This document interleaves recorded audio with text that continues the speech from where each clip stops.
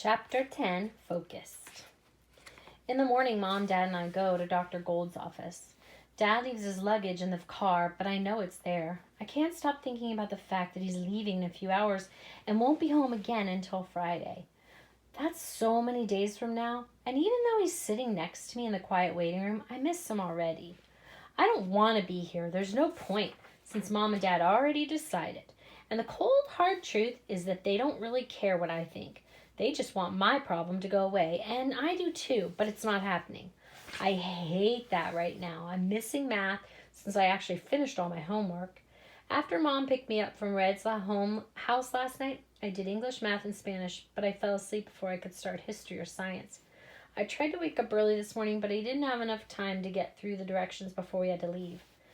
My grand plan is to go to the library during lunch and do both assignments in 45 minutes. And even though I sort of know that's impossible, I have to find a way to make it happen. My phone buzzes in my bag. It's a text from Red. Where are you? Late. Be there post math, I write back. Because even though I'm happy he noticed that I'm not in school, I don't feel like talking about where I am or what's going on right now. I feel like throwing up in my mouth. Okay, he says. Cool. At 7:30 on the dot, the door to Dr. Gold's office swings open, like she was standing on the other side waiting for the clock to change.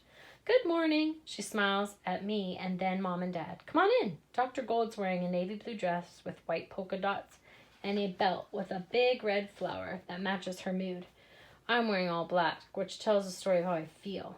It's silent as we all shuffle into our office and sit down. Before I get started, I want to reassure you that Dr. Sharma reviewed your test again and that the results are still the same, Dr. Gold says to me. Thank you, I respond, because even though it's really hard for me to believe that I'm not stupid, the fact that Dr. Gold had my score double-checked makes me trust her even more. I don't even know why I'm here, I continue. I can feel Mom and Dad staring at me, waiting for me to explain myself. But I don't take my eyes off Dr. Gold because she's the only person in this room who I'm not mad at right now. There's no point to me being at this meeting. It's basically a huge waste of time, and I don't want to miss any more school. They're just going to do what they want to do, I say, pointing to my parents. Clea, Mom says, my name, like she wants me to stop talking right now. No, Mom, I say back. I heard every single thing you said about me, so don't even try to deny it. No offense, but it wasn't that smart to have a private conversation about me in the middle of the house. Next time, maybe try whispering. Mom doesn't say anything. She sits there looking hurt like I did something awful to her, but it's really the other way around. Okay, let's take a step back, Dr. Gold says. Clea, I'd like you to explain what you heard and how it made you feel. And Mom and Dad, I'd like you to listen without responding until Clea is finished. Even if what she says is different from what you said or intended to say, you'll have a chance to respond after. Does that work? Yes, I say. I don't look over at Mom and Dad, but I can see them nodding out of the corner of my eye. Okay, so basically it was like, A, if I had enough time for my homework, I'd be doing fine in school, but I don't because of chess. All my problems are because of chess. Blame chess. B, there's no chance I'm ever going pro because I'm bad at chess. I never said you were bad at chess, Mom says. I roll my eyes because she didn't have to say it. It was implied. Let's give Clea a chance to finish. Dr. Gold jumps in to stop Mom. Then she looks back at me like she wants to know it's still my turn. It feels good to have her take my side over Mom's because she's an adult and a doctor and super important. It makes me feel like I'm important too. See, if I do exactly what they want and I stop chess, everything will finally be totally fixed. I take a deep breath. As for how it made me feel, well, right now I feel like I'm stupid and like there's something really wrong with me because I had all day yesterday to finish my homework and I didn't have the math that much or anything big, and I really tried, and I'm pretty sure I suck at chess. I mean, after all this time, I finally got picked to play in a tournament, and then I messed up by being an idiot and thinking about Red and all the noises instead of focusing and winning my games. So you're right about everything. I hope you're happy. That definitely doesn't make me happy, Mom says. Yeah, right. Just admit you hate chess and you can't wait to take it away from me. She sighs. I can't understand how sometimes you can be so capable and focused and other times you're exactly the opposite. I'm sorry, but it's hard for me to believe that you're not deciding when you feel like concentrating and when you don't. And if that can be fixed, I'd be thrilled. You're not sorry, I say. Don't lie. You think I'm not trying hard enough and I'm the problem. And guess what? Surprise, I think that too. Mom doesn't say anything. Dr. Gold looks right at me and nods a lot, like she wants me to know that she's heard everything and she's sorry. The fact that ADHD manifests in extremes can make it very frustrating and difficult for everyone, even the person with ADHD, to understand and accept reality. Dr. Gold looks at Mom and then to me. ADHD doesn't mean you can't focus. It means you have a hard time shifting, maintaining, controlling attention and emotion, because the part of your brain that handles self-regulation is wired differently. Sometimes your gears get stuck and you can't stop thinking about one thing, and other times the gears are out of control, switching so quickly you can't pause and do just one thing. Is that why I couldn't stop worrying about red when I was supposed to be playing chess, or hearing that person next to me chewing gum? I ask. She nods. Can you remember an experience when the gears were constantly shifting? Yeah, basically my entire life in a nutshell. I mean, my life when the gears aren't stuck. Dr. Gold grins, and then she glances over at Mom and Dad. I want to make sure you understand what Cleo's experiencing. I understand in theory, Dad says. Me too, Mom says. That's a good place to start, because we can't see Cleo's ADHD. It's easy to think it's not a big deal. It's not really happening, or what I've heard from all of you a lot. Cleo needs to try harder because she's capable. The problem with that thought pattern is when she isn't able to switch gears or stop the gears from switching on her, she starts to feel like there's something wrong with her, when in reality, Cleo is a very intelligent, thoughtful, hardworking student, daughter, and friend, and sister who happens to have ADHD. Dr. Gold looks at me. It's part of who you are. There are challenges, but there are also lots of benefits. I don't see any good, I say back. You will, Dr. Gold says. I want to believe her because I think she's smart and usually right, but I don't. It's hard not to get frustrated, Mom says. All we want for Cleo is for Cleo to be that capable, driven person we know is in there all the time. I think it's important in those moments when you are feeling frustrated to stop and think about how hard it must be for Cleo. Even though you can't see Cleo's ADHD, try to remember that it's there. Recognize the symptoms when they show up and have compassion for her, Dr. Gold says. I know it's hard to understand because sometimes Cleo is able to do everyday things easily, and other times it may feel like she's not able to do the exact same thing. Mom nods like she wants Dr. Gold to know it's true.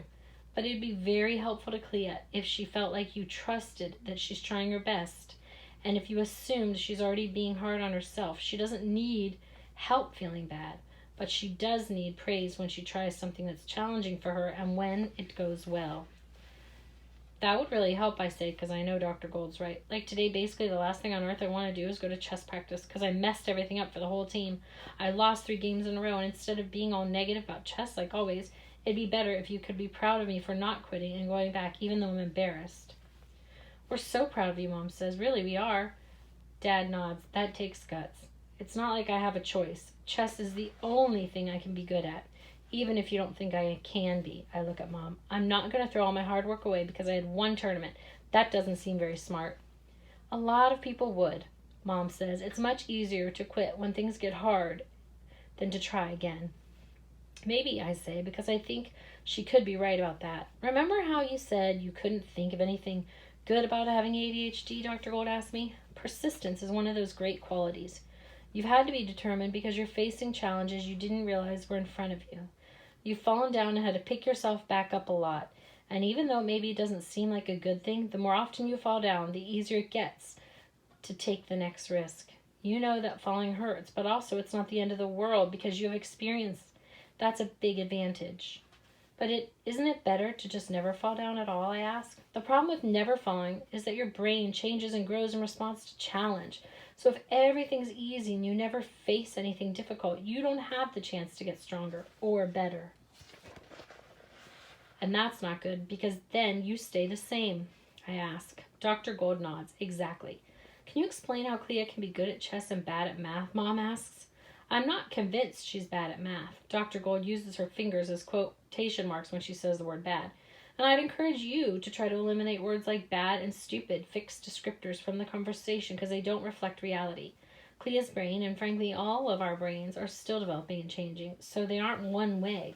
When it comes to math, I think following instructions is difficult for Cleo, and there are a lot of directions in math homework and tests. Oh, Mom says, it seems like she's trying to let the information sink in.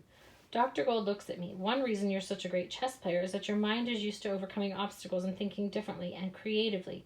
to help you succeed, which is why parts of the game are so natural for you. You've had a lifetime of practice. Wait, I'm good at chess because I have ADHD, I say? Dr. Gold nods. That's so cool, I tell her. I think so too, she smiles back.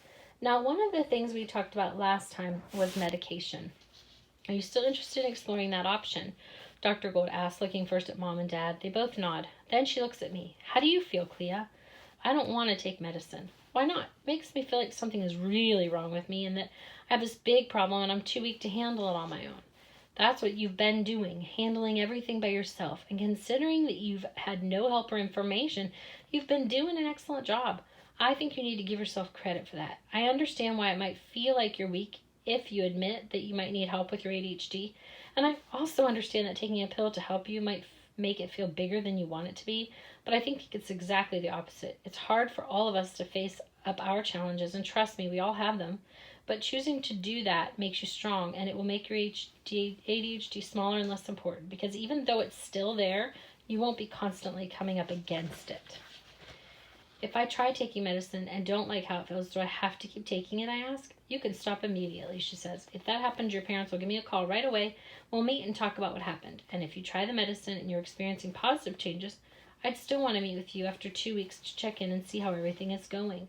Then I'd feel okay about trying medicine to see if it works. I see. I mean, right now I'd probably try anything because I think I really need help. When I go to school, math's basically over, so I go to the bathroom for a few minutes and reapply my tinted lip gloss while I wait for the bell to ring. I have study hall next, aka my first meeting with Miss Curtis, and even though I'm excited to finally have a plan, I'm afraid she won't be able to help me, and I'm so far behind there's nothing anyone can do to make school okay. The bell rings and I walk down the hallway toward Miss Curtis's office. Classroom doors swing open and 7th graders start flooding into the hall. I don't want to see anyone from the team because I'm pretty sure after what happened at the tournament, everyone's talking about how bad I am at chess, and I don't need to feel any worse than I already do about how I played. Clea, I recognize Red's voice before I look up and see him standing by the locker smiling at me. Where's your shirt? That's when I realize he's wearing his chess team jersey, which means I'm supposed to be wearing mine too because today is the raffle. I forgot. Everyone's going to think you quit the team, he says. But I did it. That doesn't matter. He drops his backpack, pulls his chess team jersey over his head, and adjusts the navy blue t-shirt he has on underneath. Wear mine. I'll say I forgot. He hands me his shirt like he doesn't care, and I flopped in the tournament and humiliated myself in front of everyone. He still wants to be on a team with me. I'll see you at lunch. We signed up for 12:15. I remember that part. Cool, he says and walks away down the hall toward his next class. I put my bag on the floor and pull a red shirt over my head and slip my arms through the sleeves just in case I walk by anyone from the team between now and lunch. When I get to Miss Curtis's office, she's standing by the door, scanning her big bookshelf and holding a stack of papers. Clea, welcome. Miss Curtis has the kind of soothing voice that makes me think she's probably good at singing Disney songs. Make yourself comfortable. She points to the round table and chairs in the back of the room and puts down the papers in her hand. I'm not sure why, but it doesn't feel like I'm in school anymore. I've been transported someplace else where the walls aren't white and regular. They're just pale blue, like the sky on a warm summer morning. The floor is almost entirely covered by a rug the color of wheat. There are clothespins stacked in perfect rows. Everything's so organized that the room feels empty and clean and brand new. Miss Curtis doesn't have sticky notes or a mug that says World's Best Teacher stuffed with mismatched pencils on her desk. There are 2 identical notebooks, 1 blue pen, which she brings with her when she sits down next to me. Something about Miss Curtis reminds me of Samantha from Bewitched. I guess maybe because I hope she's a little like her too, and that she has magic powers to make things better for me, because that's all I want. I'm tired of everything being hard. I'm so glad you're here. She tucks her caramel-colored hair behind her ears and ties it back into a low ponytail. I just spoke with your mom, and we'll be talking to Dr. Gold again later today to make sure we're all on the same page. I think having an education plan is going to help you a lot. I want to tell Miss Curtis that I love her office, and I wish every room I ever walked into made me feel this way, calm and under control, and I'm going to be okay. Except nothing's happened yet, and I'm afraid to jinx it. So I smile and say, I hope so. Part of this process is giving you new tools and strategies to make school more manageable. She places a notebook in front of me. This is your new weekly planner. I've included your schedule for the rest of the semester, and there are colored spaces next to each class where you can write down your assignment. Yellow for homework, blue for papers, and green for tasks. We'll transfer everything from your old planner while you're here today to make sure nothing gets lost in transition. There are typed up reminders on each page. I'm afraid to even touch the notebook because I'm sure as soon as I do it, I'll mess it up. Also, you're allowed to have extended time for quizzes, tests, and in-class assignments. I've let your teachers know about the new accommodation, but you'll need to be the one to ask for extra time. Okay, I say, are you going to be able to fix me? I know school's been hard for you lately, she says. I want to stop messing up. Can you give me an example of one thing you feel you've messed up? It surprises me that she doesn't tell me it's okay or I'm not as bad as I think. It feels like she's taking me seriously. I forgot that the class team raffle was today at lunch and I didn't wear my shirt. This is Red's, I say, and that's when I was planning to do my history and science homework because I didn't have enough time this weekend to finish. Sounds like dominoes, she says. One piece falls and everything else comes crashing down. I nod. The reason you forget about things is that your ADHD impacts your working memory. In your planner, there's a blank section. I want you to keep a list of every week of anything you hear someone say that you need to remember to do. Get used to scribbling it down so you have a visual reminder. Like in chess, how we have to keep a record of every move we make. Exactly. All the practice will help you, she says. I'm going to ask you to implement 4 strategies tonight when you get home from school. She points to a tight page that she's stapled in my planner. First, I'd like you to start your homework with a subject you love, or an assignment where you feel like you can succeed. Why is that better, I ask. If you start with something challenging and you don't make a lot of progress, you're not going to want to do the rest of your homework. Oh yeah, I say duh. I want you to work in 30-minute increments and set alarms for yourself, so you remember to stop. This will keep you from getting distracted for too long and help you switch gears when you need to move to the next thing. I can do that, I say, because I know exactly what she means. While you're working, if you have a phone, I want you to put it on Do Not Disturb to eliminate unnecessary distractions. And finally, I'd like you to use this. She stands up and walks over to her desk. Then she opens one of the drawers and takes out a small balloon and gives it to me. It's filled with sand. I move it around in my hand. Fidgeting actually stimulates your brain, and playing with the balloon will help you stay focused. You can use it while you're doing homework and during class to help you concentrate. What do you think? I'm not trying to be rude, but doesn't seem like any of these things are going to help that much. They will, she promises. When the bell rings for lunch, all I want to do is hide out in the library where it's safe and I don't have to think about how badly I messed up in the tournament.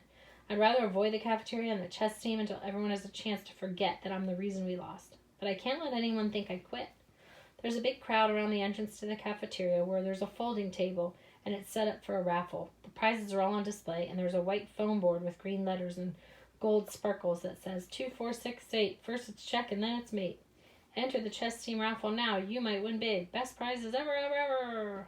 I know Quinn made the poster as soon as I see it. She's smiling and pointing to the different prizes, acting like she's the queen bee of chess. All we had last year were free ice skating passes and a gigantic bucket of jelly beans. But this year, Quinn's dad donated these special Patriots tickets in a box with other fancy football things. Now everyone in the entire middle school is lining up for a chance to win. She twirls the end of her long blonde locks, soaking in the attention. She has this look on her face like she's happy, and also like she just ate a handful of yellow Sour Patch Kids. I walk by the crowd of people waiting to buy tickets. I have 15 minutes to eat before Red and I take over for Quinn. I just picture Quinn. I'm sorry. Her face. When I get to our table in the back corner of the cafeteria, Red's there with Dylan, which is new and not normal. Dylan usually sits with Isaac in the middle of everything. We were just talking about chess camp, Red says as I sit down. I can't believe it's in 3 weeks. I can't either, but I don't say that because I don't need to remind him that I forgot about everything. I'm already wearing his jersey. Mr. Lee and Katerina Mr. Lee said Katerina is teaching a chess clinic for the top 12. Dylan pushes his floppy hair out of his eyes. Shut up, Red says. What about everyone else? I didn't listen to that part. Sorry, Dylan looks at me. We still have 3 weeks of practice and 2 tournaments before camp. A lot can happen, Red says. You can turn things around. Dude, Dylan says. Don't lie to her. I'm not. You are, but whatever. So if that's a lie, what's the truth, I ask? Because I want to know, even if it hurts. And I can count on Dylan not to care about my feelings. Mr. Lee isn't going to play you an attorney because he just did, and he stops himself. He wants to win, so practice is your only chance to show him that he was right to pick you in the first place. You have to do something major. Like what? I ask. Take a risk. I'd mix in with some coffeehouse moves. No way, Red says. He'll think you're unreliable. Not if you win, Dylan looks at me. It's just a riskier style of chess that uses tricks. I'm not saying cheat or act stupid, but if you really want to win, to train with Katerina, I do, I say. Then you need to show them you're not afraid to be creative. And that's what happened at the tournament. Wasn't who you are as a player. Worst case, it doesn't work. At least you tried something. Whatever you do, don't play it safe. Or you'll have zero chance of getting picked. I don't even know where to start learning coffeehouse moves, I say. I have a book. My brother bought it for me, Dylan says. You can borrow it if you want. Yeah, thanks, I say. No problem. He smiles at me and my stomach drops, which is weird. And right now it seems like everything is flipped because Red's wrong and Dylan is the one who's helping me and saying exactly what I need to hear. I drink the rest of my milk and force down a banana and half of my sandwich because I need energy for chess. I have to win today. After we finish eating, we walk over to the raffle table. I can't see what's happening because there's a crowd of people waiting to buy tickets, but I can hear Quinn say, "Step right up. Support the chess team. We're really good this year." If by really good, you mean you lost your big tournament, it's Vivi. It wasn't our fault, Quinn says. Didn't you lose like every round, Vivi asks. No, that was Clea. She bombed. I don't know why she got picked. She's not even good, Quinn says. I think she was like Charity or something. My heart stops. She must be so embarrassed, Vivi said. Who cares? We're the ones who have to pick up her slack and win the rest of our tournaments if we want a shot at the championship, which we obviously do, Quinn says. She should really quit. She's already done enough damage. I feel my heart in my throat. It's not Clea's fault we lost, and she's not quitting, Red says. It was her first tournament. Everyone turns to look at us. And her last, Quinn smirks. You wish, she says. You're just mad because she's good, and she just keeps getting better, unlike some other people on the team. Please, whatever, Quinn rolls her eyes. At least I showed up on time. I mean, seriously, what were you even doing? Red doesn't say anything. I can't just stand there and let her talk to him like that. He was a few minutes late, so what? Get over it. My mind is racing, spinning so fast that the words are out of my mouth before I could find the brakes to slow them down and stop them from coming out the way they do, fast and harsh. You seriously have no clue. No, Clea, that's you. It's like you can't help yourself. You just keep messing up, Quinn laughs. Maybe you should stop hanging out with Red. I think you're contagious. And I think if your dad got married and didn't invite you to the wedding and then showed up right before the tournament to tell you he's having another baby, you'd be late too. I didn't realize what I was saying until the words were already out of my mouth and it's too late. All I want to do is suck everything I said back in like spaghetti. Someone gasps and a few people giggle and whisper, murmuring loudly to each other. I look at Red, but his eyes are glued to the floor. Awkward, Quinn says, dragging the word through the air. I hate to break up this little pity party, but it's 12:15. It's your turn to be in charge of the raffle, she says. Bye. I walk over to the folding table like I'm ready to take over. Red doesn't follow behind me. He keeps his head down and walks out of the cafeteria with Dylan. There's a lump in the back of my throat getting bigger, making it hard for me to breathe. I want to run after him and tell him I'm sorry. I am. I promise I'll never do anything like that ever again. But Quinn's gone and there's no one left to sell tickets and I can't ruin things for the team again. When I look up, Santa is standing next to me.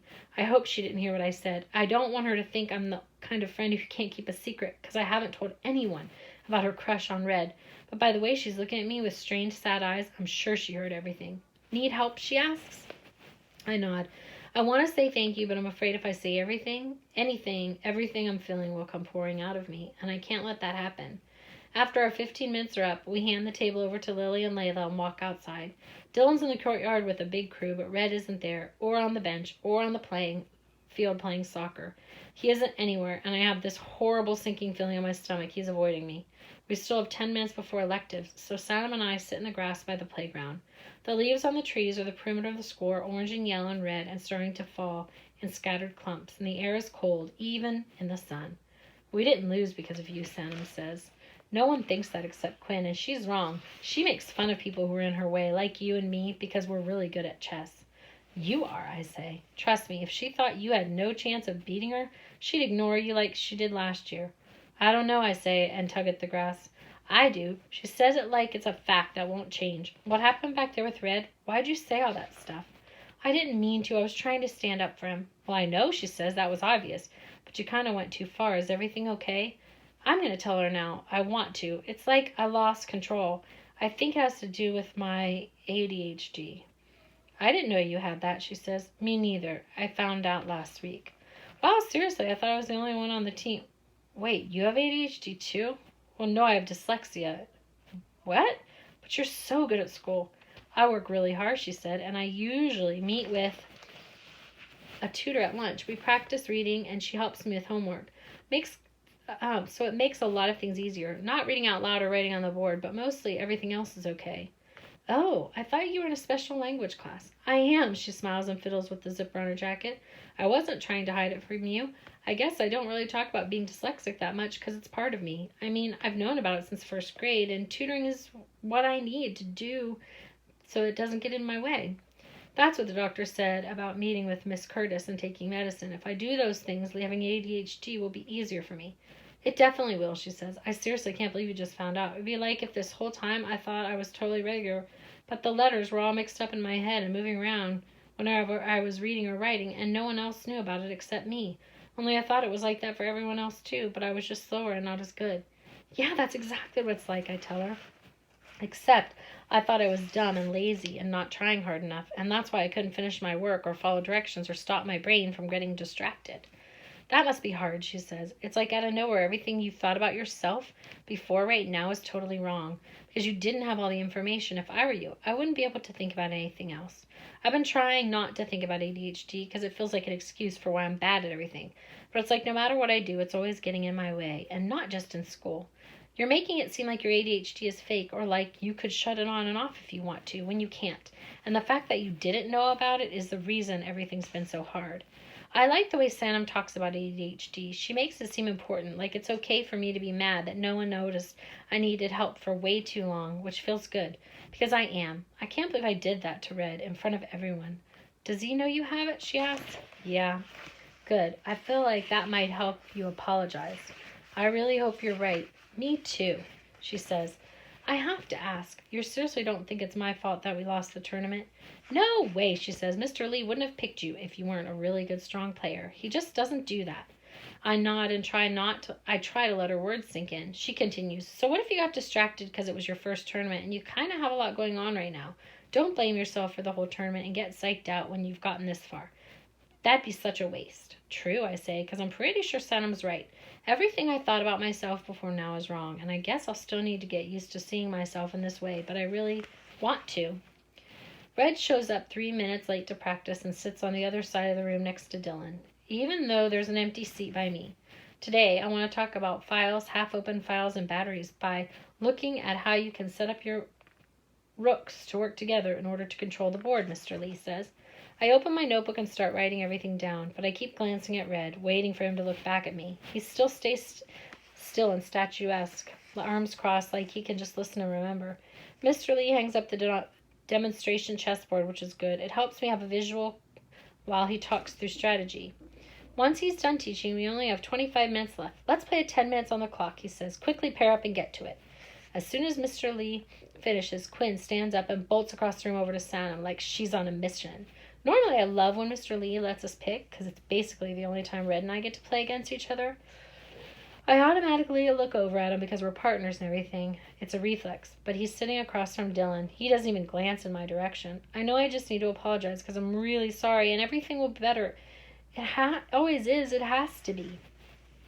Everyone else is already paired up. I didn't move because I don't know where to go. There's no one left. Mr. Lee walks over to me with the chessboard. We're an odd number today, he says, and sits down across from me. The only person who's volunteered to be my partner is the teacher. Great. Just great. I can see his Lord of the Rings t-shirt under his button-down teacher shirt. Mr. Lee starts the game. I make my move, tap the clock, and write down what I just did. We go back and forth, and I feel pretty good about how I'm playing because I get him into check once, but Mr. Lee wins. When the bell rings, everyone starts to clear out of the room. Clea, Mr. Lee says, stopping me before I can stand up and walk away. I wanted to check in with you about the tournament. I'm sorry, I say. You gave me a chance, and even if I wasn't the reason we lost, I was one of the reasons we didn't win. I'm going to play a lot better next time if you ever pick me again. I love chess. I know you do, he says. I'm glad to hear that you aren't discouraged after Saturday. It can be hard to lose, but it always helps me to remember that even the best players have days like that. I'm happy to tell you all about the times I lost big when I was playing competitively. I thought you were a national master, I say, because now I'm confused. Maybe I had the wrong information about Mr. Lee's ranking. I was, but I still lost a lot. That's how I learned to be good, he says. The players who gave up, who gave up, or were afraid to fail ended up being average. If you want to be great, you have to learn from every game, push yourself to improve. That's the reason we write everything down, so we can review where we got tripped up and use those mistakes to our advantage later. We have to take risks and get things wrong to develop and become better smart players. Good chess players are persistent. I'm persistent, I say, remembering what Dr. Gold said about me. You are, he says, and you have great instincts. Thanks, I grin, because it feels good that Mr. Lee believes in me and thinks failing makes you better and smarter. It's awesome news for me because I do it a lot. At dismissal, Red is standing by himself. I look around to make sure Dylan's gone and take a deep breath before I walk up to him. Can I talk to you? I ask. I'd rather you didn't, he said, but it doesn't seem like you care what I want, so talk. Don't talk. Do whatever. I'm really, really sorry. I need my jersey, he says. I drop my backpack even though it's cold out. I take off my coat and then his shirt. Before I have a chance to thank him for letting me wear it, he grabs it from me and walks away. Mom asks a lot of questions on the ride home. She wants to know everything went with Miss Curtis and how I'm feeling after our meeting with Mrs. Gold, Dr. Gold. I tell her about my new planner and the 4 things Miss Curtis asked me to do tonight. And now I'm excited about school. That school is going to get better. I like knowing I have a plan and a person I can talk to. I think that's going to help. When I get home, I go straight to my room. All I want to do is call Red and say I'm sorry again because I am and I want to make sure he heard it. But I know I should wait until I finish my homework because if I call him now and he doesn't pick up, I'll spend the rest of the night staring at my phone, willing him to call me back, which never works. I take out my planner and open the checklist I made today with Miss Curtis. I start with Spanish because I love writing in Espanol and imagining I'm someone else who is happy living in España, eating tapas super duper late at night instead of boring American food at 6:30 p.m. I set my alarm and hold on to the balloon filled with sand, squeezing the squishy ball between my fingers as I read the directions out loud twice, like Miss Curtis and I should. It's weird how doing something with my hands makes it much easier for me to focus and for the words to sink into my brain. When my alarm starts blaring 30 minutes later, I'm done with everything on the worksheet, even the extra credit question. I check Spanish off my list, set my next alarm, and start working on history and math. Check, check. Dad calls during dinner to see how the rest of my day went. I tell him about meeting with Miss Curtis and about what Mr. Lee said to me during chess. That's incredible, Clea. I'm so proud of you. Dad sounds happy. All your hard work's paying off. I know it. Feels good to have Dad and Mom on my side. After dinner, I go back to my room, but it's hard for me to start working again, especially because I don't feel like studying for my vocabulary test, which is exactly why I saved it for last. But I don't want to call Red till I'm finished with everything, so I set my alarm and force myself to practice 30 minutes, and then another 30 minutes, and another. I take a break after each alarm. Then I practice every word 2 or more times to make sure I really have them memorized. When I'm officially done studying, I call Red. The phone only rings 3 times before it goes to voicemail. Like he saw my name and pressed ignore on purpose. I leave a message. Hi, it's me, Clea. I'm sorry I said all that stuff about your family today in front of everyone. That was so stupid. I promise I won't do anything like that ever again. You don't have to call me back if you don't want to. I just wanted you to know. I keep my phone next to me for the rest of the night in case Red calls back. He doesn't.